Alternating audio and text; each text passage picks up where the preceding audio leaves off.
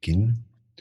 Om Shuklam Brahma Vichara Paramamadyam Jagadvyapiniim Veena Pustakadharineem Abhayatam Jadyandhakarapaham Haste Sphatikamalikam Vidadhatim Padmasani Samsthitam Vandetam Parameshwarim Bhagavatim Buddhipradam Sharadam. We pay homage to the goddess Saraswati to inspire our lesson. So we are now still in the explanation on the second mantra of the Ishavasya-Upanishad. And to summarize, the second mantra, according to Sri Shankaracharya's explanation, is addressed to those who are not yet capable of renouncing, who are not yet capable of transcending our ordinary identifications, who consider themselves to be naramatra, only a human being. And for such people, the advice of the Veda is to engage in the spiritual and religious activities fully, with full devotion, full dedication, so as to avoid any ashubha karma, inauspicious karma, so that the chain of cause and effect at least remains auspicious and thus allows them to become pure. So this is really ourselves for the most part.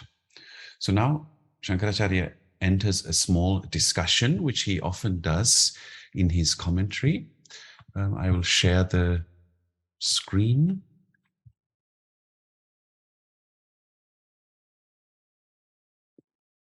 Where he, as you know, he's always very much engaged in yukti. Yukti means reasoning in order to make clear that something is not only a belief statement, but that there is also some reasons behind it. This is known as yukti.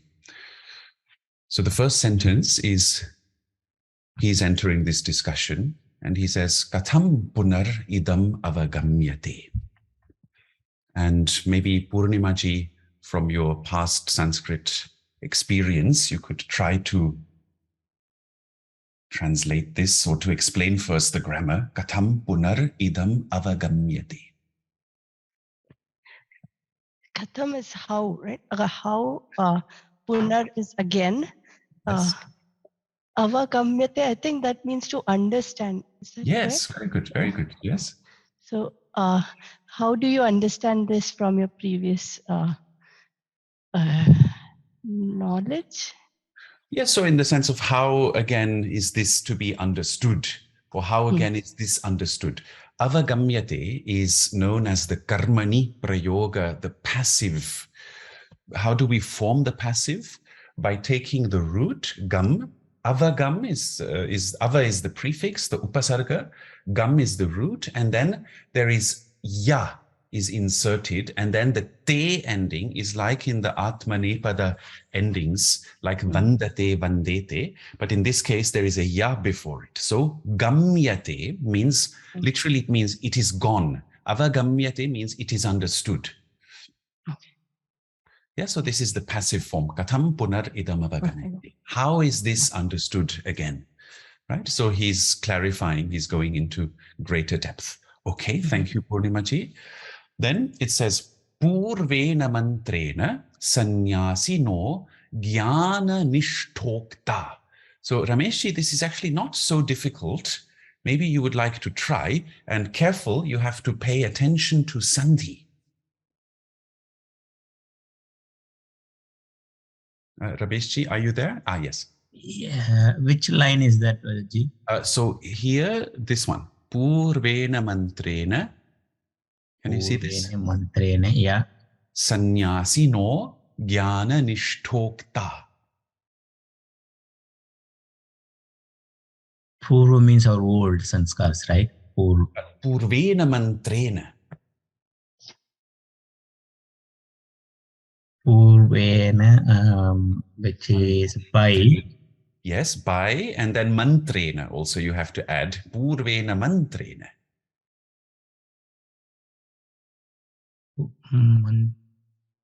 Mantra means the words that we say, the What we had the verse before. So purvena mantrena means simply with the previous verse. Yeah, with the previous verse. Yes. Purvena. Sannyasino. Sannyasis, people who renounce. Yes. Yes. Jnana nishtha ukta. This is the separation of the sandhi. There are Knowledge. Jnana means knowledge. yes. And nishtha. Nishtha. I forgot that word. You don't have that in the Tamil language, nishtha? We have, but I don't know how to translate in English. Try to explain it. Whatever we do, that will come to effect. So it means like a determination Yeah. or focus. Okay. Yeah, that will come into effect. Whatever we focus on, that will come to an effect. Okay. That's interesting. Okay.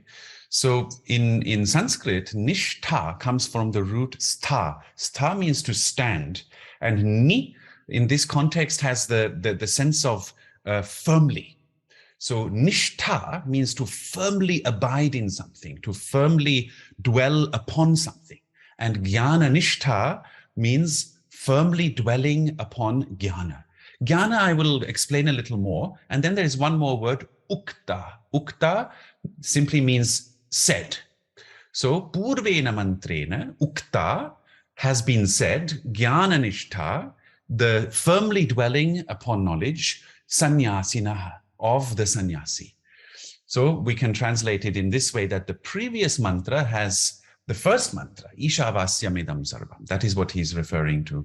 The first mantra, the previous mantra, has explained or has spoken about the sannyasi being firmly dwelling in jnana.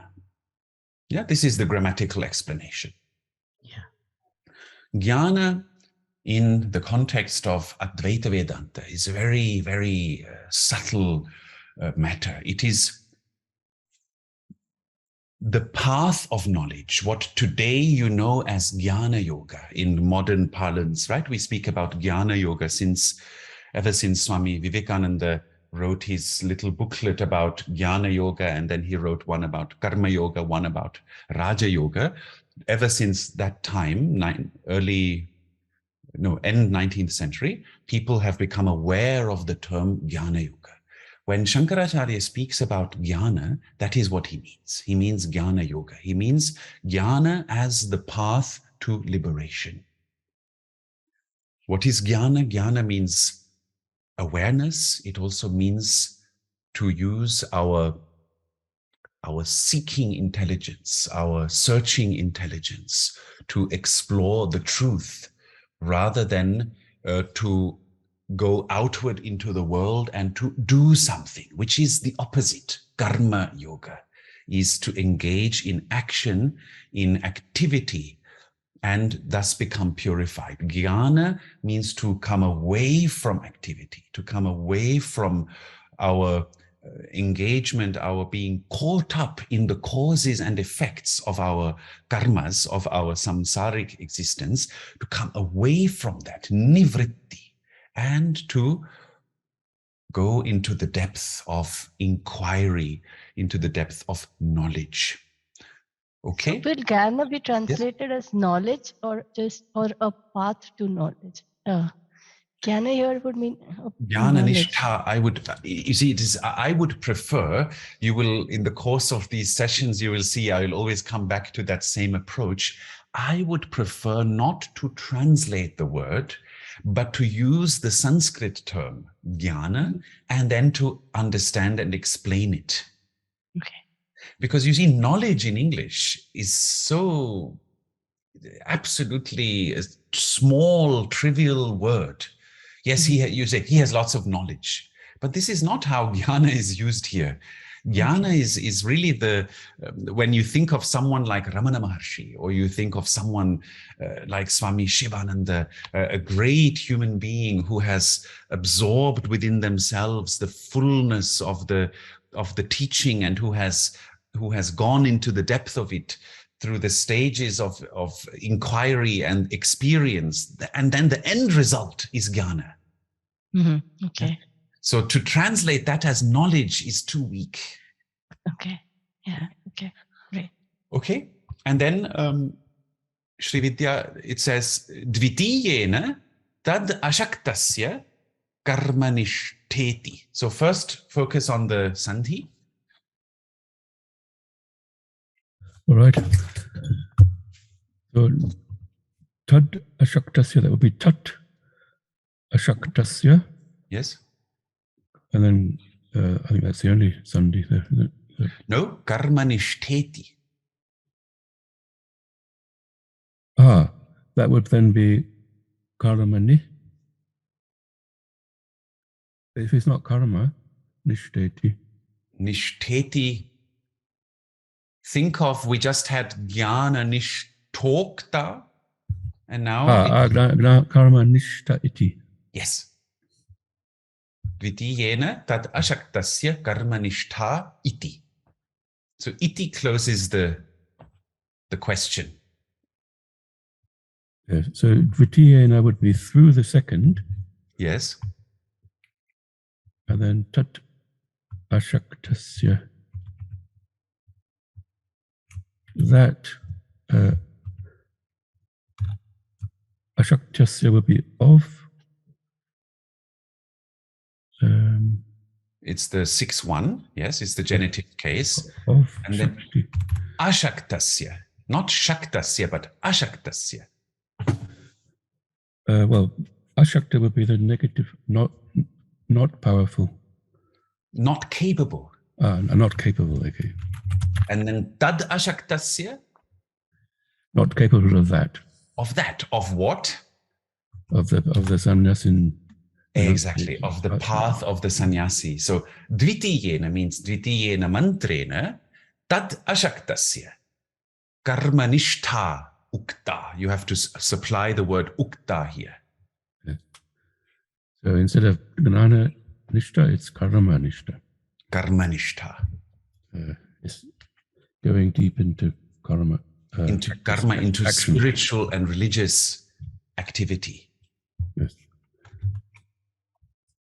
So he's simply asking here, how again shall we understand this? With the previous mantra, the firm focus on jnana has been described, and with the second mantra, the firm focus on karma for the one who is incapable of that, of jnana, of sannyasa.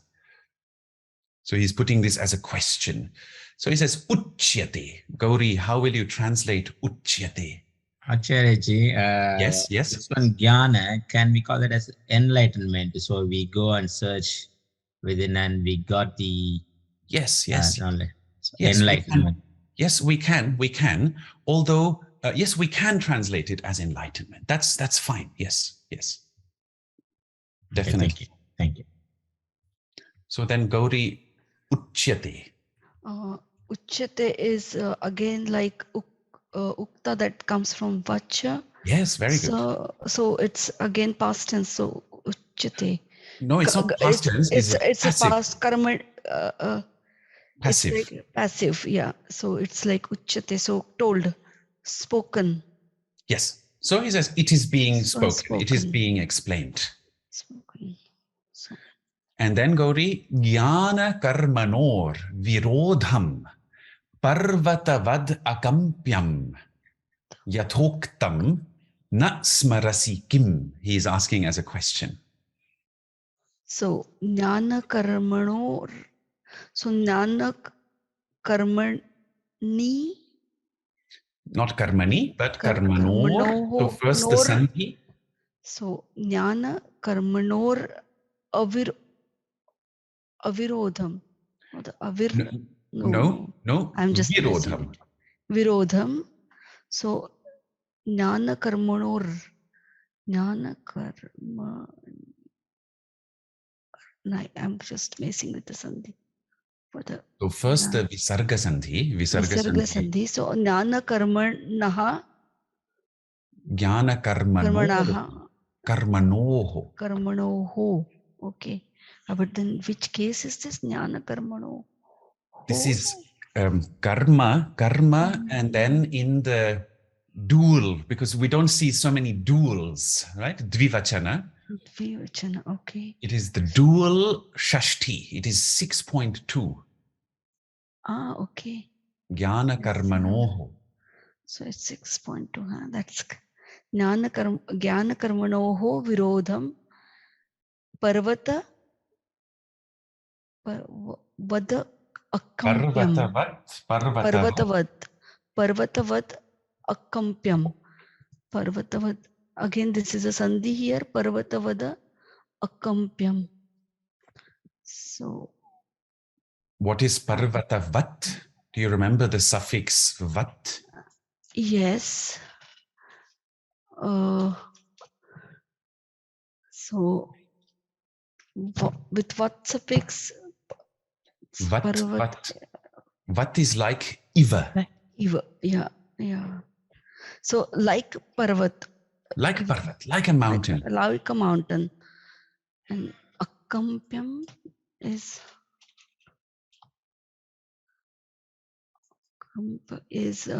trembles.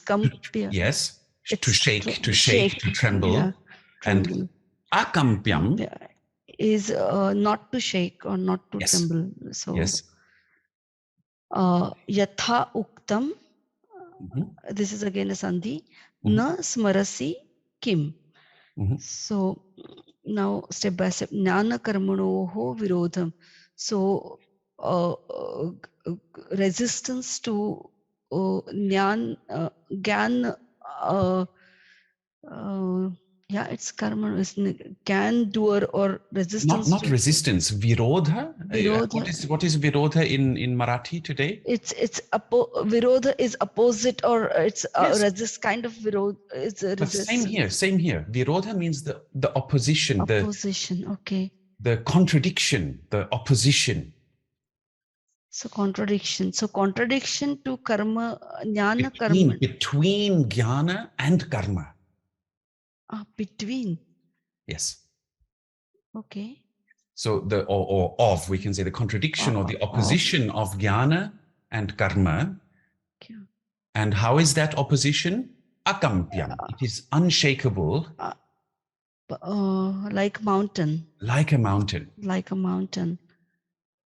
Yatha uktam, again said as so. Has been explained, as has been said. And then he asks, na smarasi kim. No, smarasi is to remember. Yes. No, not to kim. So it's like a rhetorical question. Do you not remember? Do you not remember that the opposition or contradiction of jnana and karma is unshakable like a mountain, as has been described? Yeah. Is it clear grammatically? Yes. So jnana karmano is again a samas. Yes. So yeah. So that's why it was confused. It's like not like a karma nishtha, but it's the one who it's between jnana and karma. And karma, yes, correct. Yes.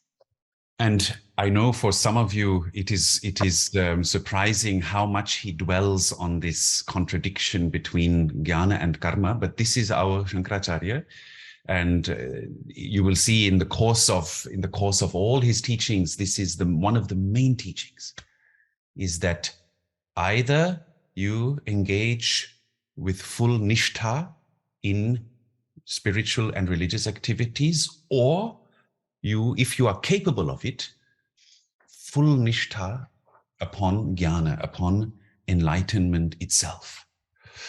So he gives examples now. Iha api uktam. I will help you here a little bit. We don't have to, again, translate each of these. He's giving quotations from the scriptures. Yo hi jijivishet. So iha api uktam. Here it also has been said. Yo hi jijivishet. One who, we know jijivishet from the previous mantra also. No, from this mantra. One who desires to live, sa karmani kurvan eva. Such a one should do so while engaged in karmas. Eva iti. One who desires to live should engage in spiritual and religious activities. Ishavasya idam sarvam is what we just had at the beginning of the Upanishad, which talks about renunciation. All of this should be covered by the Lord. Then the second mantra again talks about, the second part of the mantra talks about renunciation. Tena tyaktena bhunjita. One should live, or one should enjoy with everything being renounced and not grasp for anyone's possessions. Iticha. Then he gives another example. Najivite maraneva gridhim kurvita. Aranyam iyat. That one shouldn't grasp onto life or death. Gridhi means this grasping, holding onto, which is also found a lot in Buddhist teachings. I mentioned in the beginning that I will sometimes refer to Buddhist teachings. Buddhist teachings, they always speak about the basic problem of our human existence, of our suffering, is grasping, is that we're holding on to things. We hold on to the permanence of phenomena, of our experiences. And because we hold on to the permanence, that's why we suffer. We hold on to the idea that things give us enjoyment or satisfaction. Because of that, we suffer. We hold on to the idea that we are in control of things. That's why we suffer, because it is the opposite of the reality. Here, the Upanishads he's referring to is saying the same thing, that one should not hold on to life, jivitam, or maranam, or to death. But what should one do? Aranyam iyat. One should go to the forest. And one should not come back from there. Iti padam tato na punar iyat. One should not return from there. In the sense of, once you have renounced, one should not return from there. Iti cha sannyasa shasanat. This is according to the shasana, according to the instruction about sannyasa. So here I've helped you a bit so that we can move on. So he has given some examples that of the teaching about sannyasa. And now we have, I see that Drusharji is also here. Maybe you want to try the next sentence, Drusharji. It is this sentence. Hari Om. Ubhayoho phalabhedam. Ubayoho phalabhedam. So I guess like phalam is fruit. Yes. And bedam is difference. Yes, very good. Exactly. I'm not sure about Upayoho, Acharyaji. Upayoho is the 6.2. It is the genitive dual of upa. Upa means of both. So dono ke phal bhed, the of both, meaning of sannyasa and of karmanishtha. There is a difference in fruit, as you rightly said. There is a difference in their fruit, in their result. Okay, so dono, so the two paths can offer us different. Have fruit. A different fruit, yes. Thank you. Vakshyati, so it will be explained, or one will explain the difference in fruit of both. So then, yeah, thank you. So then he speaks about, he gives another reference. Imo dvav eva panthano anu nishkranta taro bhavatah kriya pathascha eva purastat sannyasascha. So this is a little bit difficult.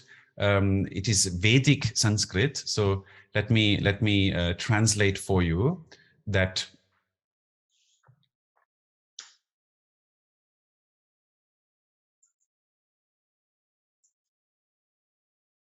this is from the Taittiriya Upanishad. So to see here that these two paths, from the Taittiriya Aranyaka, I think, that there are these two paths. Oh, sorry, I think I've cut off the sharing.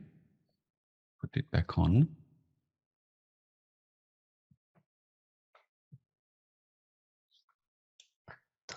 So there are these two paths, Pantano, that excel. Bhavataha is the dual of bhavati, bhavati bhavataha. What are these two paths? Kriya pataha, the path of action, purastat, and after it, sannyasascha. There is the path of sannyasa. And now another sentence that you can translate yourself. Maybe Purnimaji, do you want to try? Tayoho.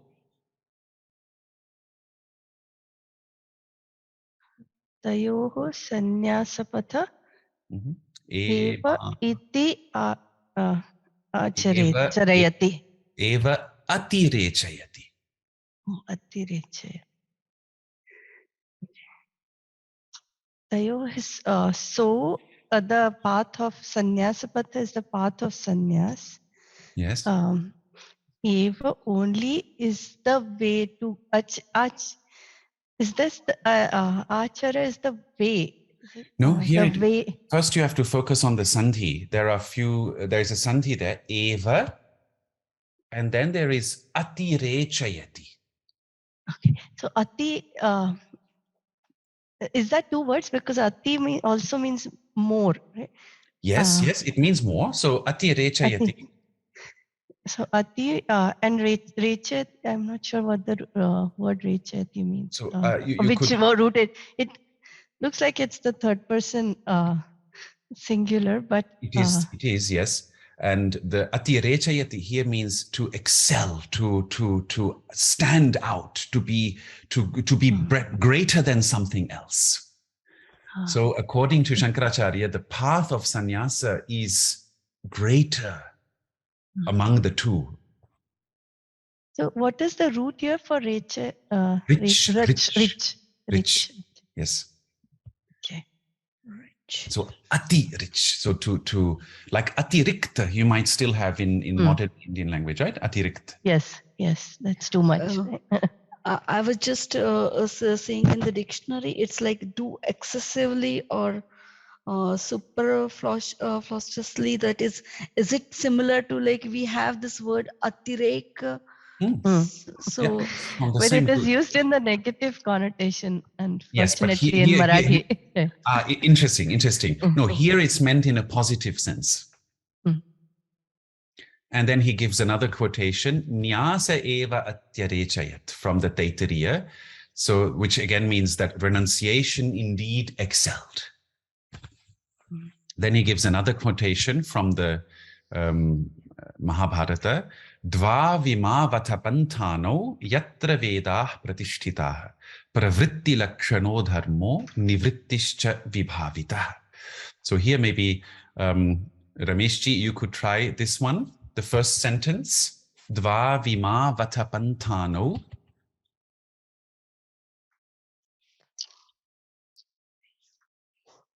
Adima. Dva vima vatapantano. I'll help you with the sandhi. Dvav means dvau. Dvau means two. Dvau imo. Imo means these two. Ata pantano.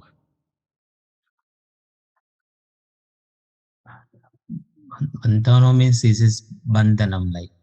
Pantano means paths, two paths. There are these two paths. Yatra vedaha pratishtitaha.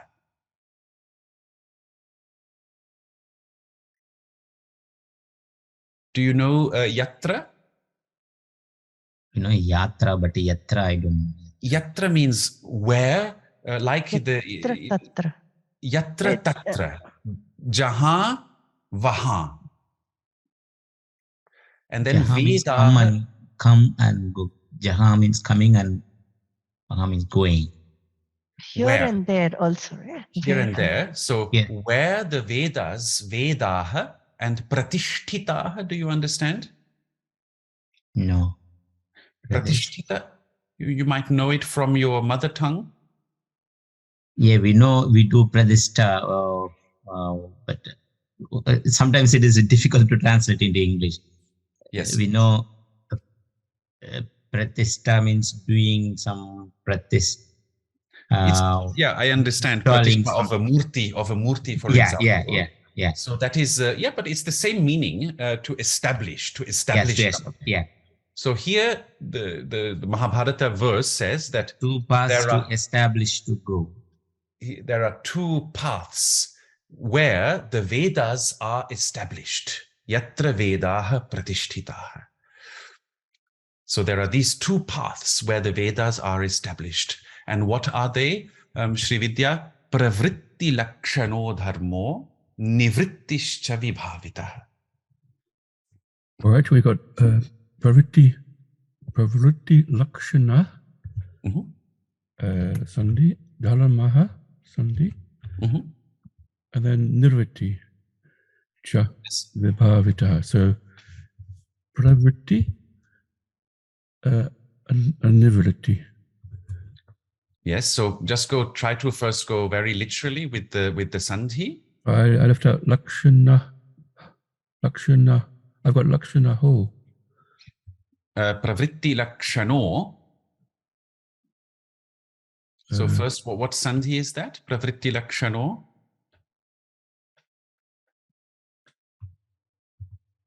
Pravritti lakshano. Pravritti lakshano. Yeah, I've written it wrong. Okay. Pravritti lakshano. That's also aha. It's just aha, yes. So it's pravritti lakshanaha. Yeah. So lakshana is the meaning, or the normally. No, lakshana means the quality or the characterization. Characterized, we always translate it as characterized by. Okay.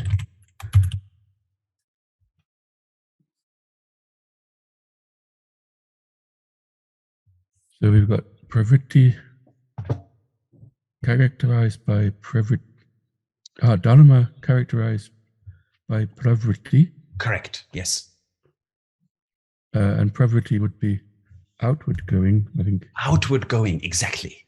That's what I was trying to explain before, that karma is the path that is outward going, outward moving. And nivritti cha. And nivritti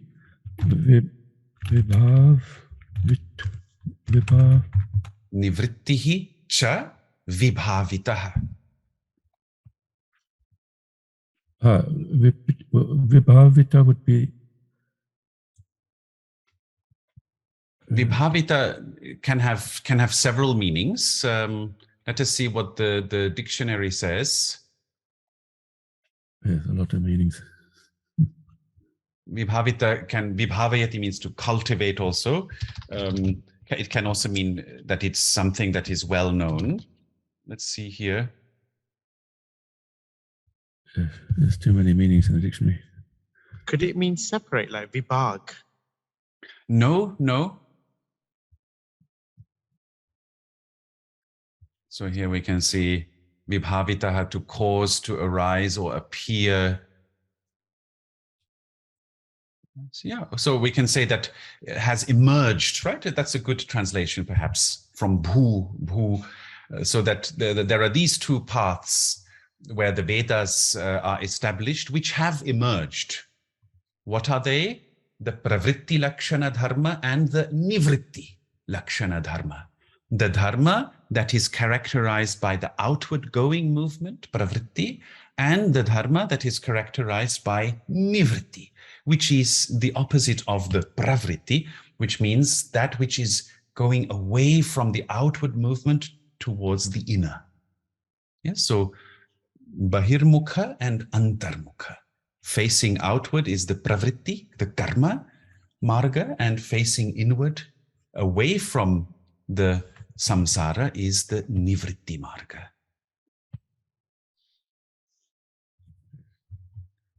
Is it somehow clear grammatically for everyone? Yeah, it's clear. One is searching outwards, doing some karmic actions and looking for something. The other one is going inwards and gaining the knowledge, the enlightenment, the two margas. Yes. So this verse is from the Mahabharata. So then Shankaracharya says, Ityadi, this one and other verses, Putraya.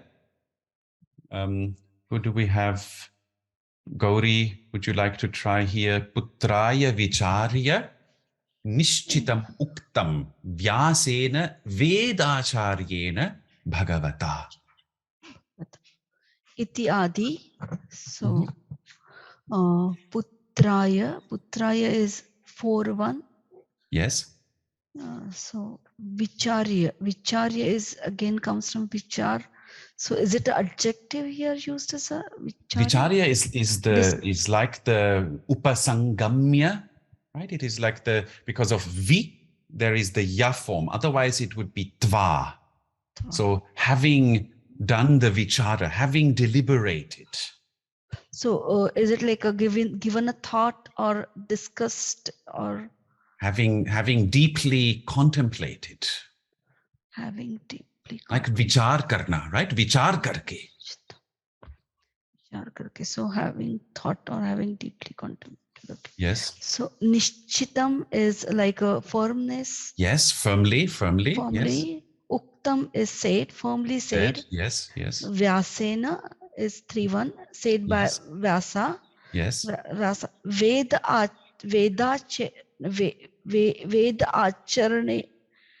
acharneya. Veda. There's only two words there. Vedaha acharneya. Acharya. Veda acharyena. Vedacharya, right? The word is Vedacharya. Vedacharya. So then Vedacharya. With like according to Ved or Acharan with the Ved. No. It is Acharya. The word is Acharya, right? So it is Veda Acharyena Bhagavata. Okay. So is it referring to Vyas? Yes. So Vyasa is the Vedacharya. Vedacharya. So Vedacharya Vyas said, no, Bhagavata is again. Is also referring to Vyasena. It is also 3.1. So 3.1. So by Bhagavan Vedacharya Vyas, right? It is so Nishchitam Uktam. It has been firmly said after deep deliberation, Vicharya. And to whom did he say it? Putraya, to his own son. This is referring to Shukadeva, who in the conversation in the Mahabharata Shanti Parva, Vyasa explains this verse that we just read, Dva Vima Vatapantano Yatra Vedah Pratishtita. He explains this to his own son, Shukadeva. So Shankaracharya is referring to that here. Is it clear grammatically? Yes. Okay. And then we have Vibhagam cha anayoho pradarshayishyamaha. Purnimaji, if you would like to try. Vibhagam is parts. Cha and anayoho. Yes. Vibhagam cha anayoho. Yes. This is future tense, right? Pradarshamaha. So that would mean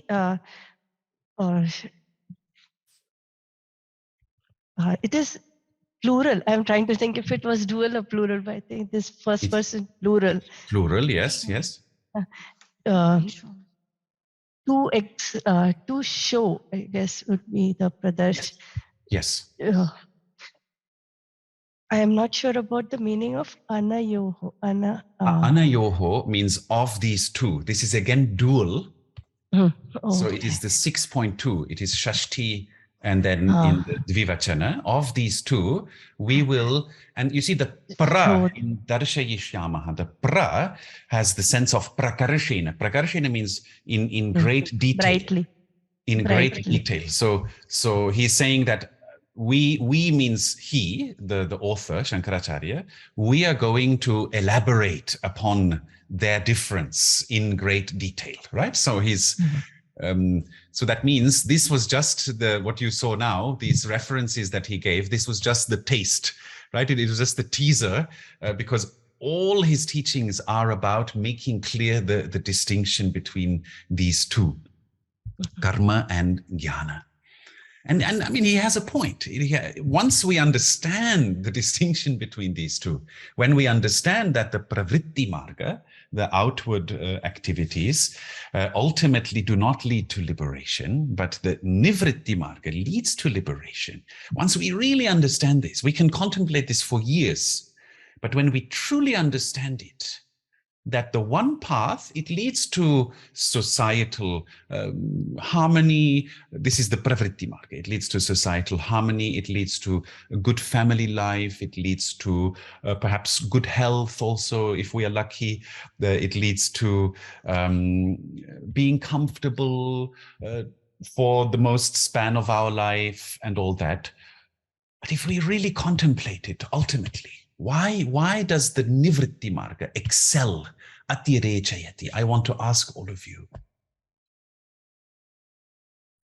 Because we will contemplate again and again through Shankaracharya's teaching, but if we really contemplate these two paths, why is the path of sannyasa greater than the path of karma, good religious spiritual activities that lead to societal harmony, lead to our own well-being? But why is sannyasa so much greater? What do you think? Could it be because of the impermanence of the external reality and the goal being realization of the Atman or moksha, then that sannyas marg is more in tune to that sort of ultimate goal, perhaps? Yes, exactly, Tusharji. Because the pravritti marga is dealing with that which is impermanent, which is ultimately not our true nature. And that means no matter how much we engage and how well we engage with the external world, and we should, if we can't, right? The teaching of the Vedas is that, yes, we should engage with the external world if we are not capable of sannyasa.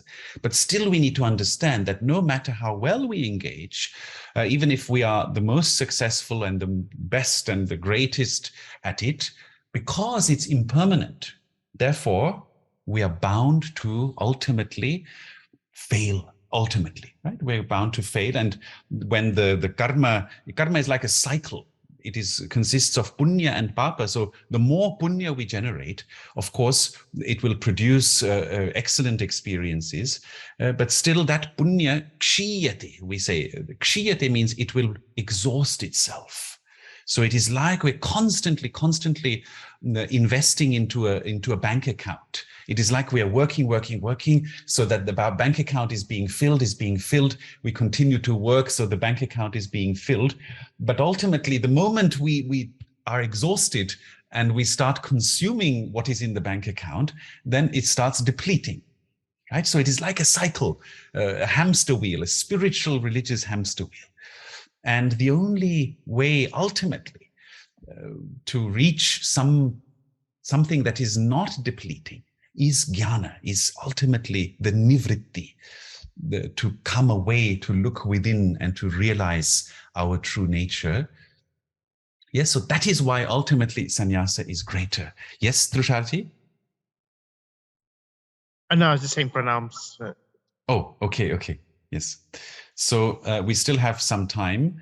So just a yes, question. yes. Is sannyasa is like again a path to unknown? Sorry, I didn't understand the question. Is it? Is it an unknown path, or you don't know where you are really leading to in path of sannyas? Does it mean so that in karma, with karma, you know the cycle, what's going on, and you have some definite path to follow, whereas here you don't have any benchmarks or any definite milestones to follow. So in that case, achieving real sannyas, is it possible? We don't have any benchmarks, milestones, other than the shastras and the gurus, right? So it is, we do have the shastras, the scriptures, and we do have the great teachers who themselves have gone the path of sannyasa. Mahajano yena gataha sapantaha. The Upanishad says, that path which has been walked by the great beings. Mahajano yena gata sapanta. So we do have that kind of guidance. So it's not as if there is no guidance at all. But yes, it is, of course, it requires a lot of courage. And moreover, it requires a lot of pre-existing renunciation. So without a deep sense of renunciation already, a deep sense of not needing the world and not needing others, not being dependent on others, it is difficult to be a sannyasi, of course, a true sannyasi. And if we are following his teaching correctly, it's better if ashaktaha tad ashaktasya. If we are incapable of actual sannyasa, it's better to be a proper karma yogi. You understand, right? So this is the subtle teaching here. You will hear it again and again, this whole teaching. Yes, because most of us, like, we are tied in at both ends. You really want to go towards your self-realization, but you can't go because you are just tied up with your cycle. So Yes. I think, like, most of us are in between these two. Or so is it said that then one has to really, when one is following the path religiously, one has to follow the path of karma yoga? Yes. If you cannot really go for Correct. That's the teaching here. That then do that properly, right? Rather than being caught between two worlds and somehow imagining to be a sannyasi, right? While one is not a sannyasi and not being a karma yogi either, and actually being a Netflix yogi, right? So then it's a powerful teaching. I mean, we have to hear it again and again, right? Where we are sitting on the sofa and, we are imagining being sannyasis. So it's wonderful. So Acharya ji, here karma yoga means involved in spiritual activities. Yes. That's what karma. Okay. Yes. Okay. So we still have a few minutes, so we can read the first line, the introductory line. Sri Vidya, he says, Ate danim avidvan nindartoyam. There's lots of sandhi there. Mantra arabhyate. So I will not help you with the sandhi.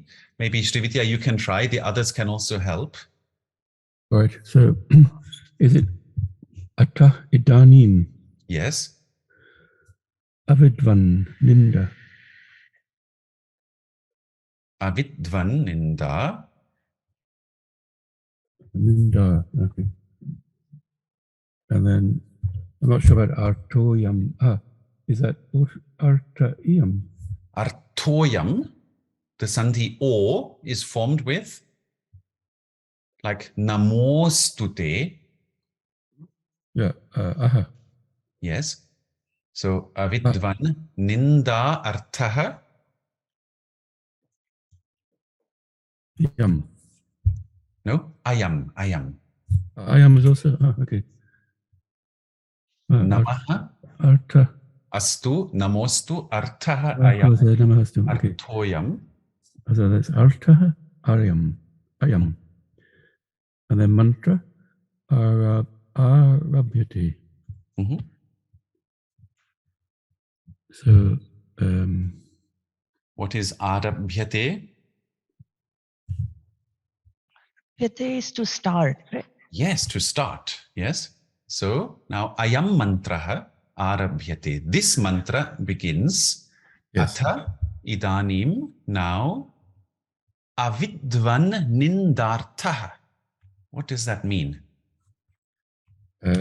Injury of the ignorant. No, not injury. Ninda means to censure, to criticize, to critique. So that means the result of ignorance. Avidvan. Avidvan, of not knowing our true nature. Yes. Arthaha, ayam mantra. So this mantra that has the meaning arthaha of censoring, of critiquing, criticizing. Avidvan, the state of the ignorant, is now commencing, is now starting. Right? Or it's just introducing the mantra. That the next mantra has the meaning, arthaha, of criticizing or of censoring the person who is ignorant. Is it clear grammatically? Yeah. Okay, so now very famous mantra begins. Asurya nama te loka andhena tamasa vritaha tams te pretyabhigachanti yeke chatmahano janaha. Very powerful, beautiful mantra. So Asuryaha. Maybe Purnimaji, do you want to try guessing Asuryaha? Suryaha is bad tendencies. I think what it means. Or Yes, Asura, Asura yes. actually is demon, right? Yes, At so, least yes. in. So So yes, so you can say it. You can say it is like it is asura-like. The word demon, I don't like to translate asura with demon, but yeah, you can say there is a connection. So asura-like. The word nama, according to Shankaracharya, has no specific meaning here. It is maybe like eva. So indeed, asurya, indeed, asura-like. Te lokaha. those people. Either those people, yes, or those people like these with the Asura-like tendencies, right? or yes, or those worlds, loka, like Okay. right, like we have Deva Loka, we have Vishnu Loka, we have Asura Loka, right? So Asura, like indeed, Te Lokaha are those lokas, those worlds. Thank you, Purnimaji. And then Rameshji, Andhena Tamasa Vritaha. Andhena Tamasa. Any idea? Andhena means inside, isn't it? And in. No. Andha, like andhakara. You don't have andha. In darkness. Right? It is andhena. Andha means blind. Okay. You don't have that word in your mother tongue, Rameshji, for blind? No? No. Okay, fine. And tamasa? Tamasa means that nature, tamas, lowest. It can be, but here in this context, tamas means darkness. Yeah, dark. Yeah, people don't have the knowledge or enlightenment. Tamas. Andhena tamasa, with blind darkness. And then vritaha. Any idea, Rameshji? Vritaha? Vriti means to produce something. Here, vrita means to envelop. It is an interesting contrast to Isha-Avasyam we had in the first mantra, that one should cover everything with Ishvara. And now here, in the third mantra, it is said that those worlds are enveloped. They are covered in blind darkness. Which worlds? The next line will say which worlds. Okay, so they're talking about some worlds that are like asura-like lokas, which are covered in complete darkness. Very dramatic now. And what is with those worlds, Gauri? Tamste. Tamste, I will help you. This is tan te. Tan, like this here. Tan. This, there is a sandhi which becomes tamste. Pretya abhigachanti. Or Purnimaji, would you like to try? Tan I think te. tan is the second, is the dvitiya plural. Yes. Saha tau tam tau tan. Exactly. So tan te is would be them. So